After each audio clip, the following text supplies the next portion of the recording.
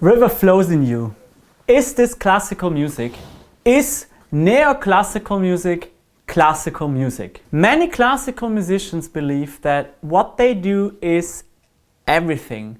It is the pinnacle of music making, and every other kind of music is not worthy. Let me tell you, this is not true. First of all, whatever you like is good. It's good for you, it's good for your soul, it's good for your personal development. So if you like River Flows in You, that's absolutely fine. But in this video I would like to give you some insight if this is actually called classical music, what classical music really is, and especially what you should consider if you are a piano beginner.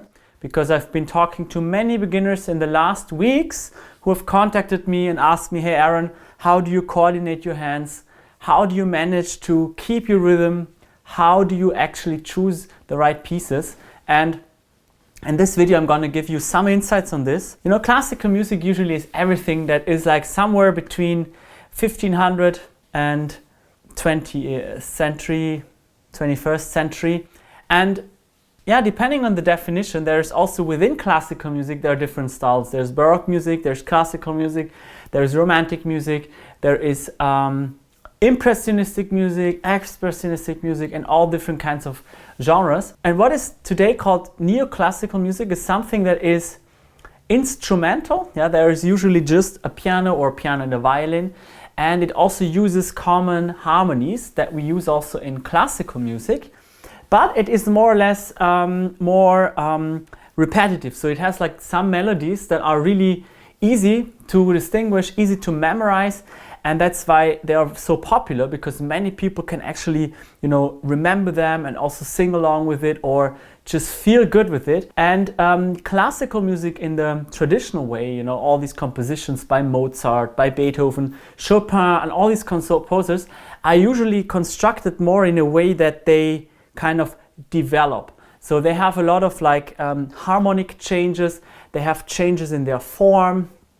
Yeah, they have also changes in the rhythm, in the character, much more than neoclassical piece has. Neoclassical piece usually has like one specific mood in one framework of harmony. Yeah, sometimes of course there are some variations in it, but usually it stays more or less in that same frame, and that's what the difference is. So as a classically trained concert pianist, I would usually not call neoclassical pieces classical music, but I personally enjoy very much listening to them. So I often listen to Ludovico Einaudi, for example, Experience, you might know this one, or even pieces like this.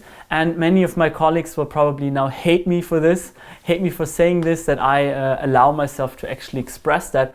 But I think if you're learning the piano and if you're new with the piano, I think you should mix. I think you should mix pieces like this with pieces that have a lot of inner intelligence and structure, where you have to learn a lot of things. So for example, small pieces by Bach or by Schumann are also very beneficial just for you to learn.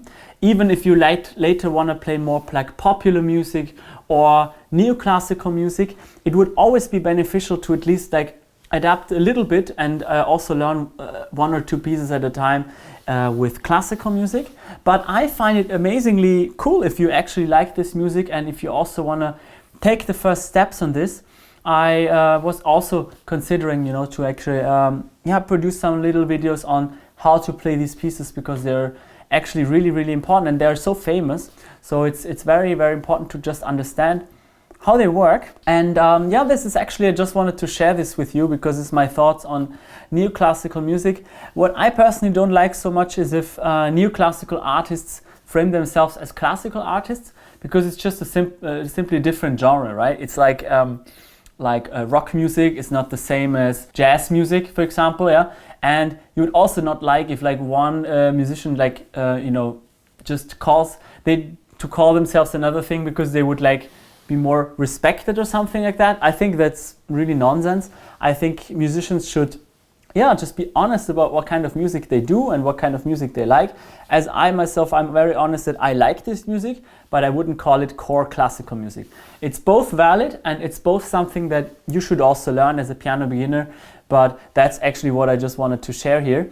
And of course, it is very more important than what you play is how you play it. So for example, a piece like this, you definitely have to hit the right rhythm, you definitely have to have the right touch and the right technique in order to express it properly. And if you want to learn that, if you want to learn how you can play better, not what you play, but more importantly, how you can play better so that you can actually become more confident, then you should just apply for a free first piano lesson with me at aaronpilson.com/academy, where I also work actively with beginners so we can figure out how we can tackle this music together.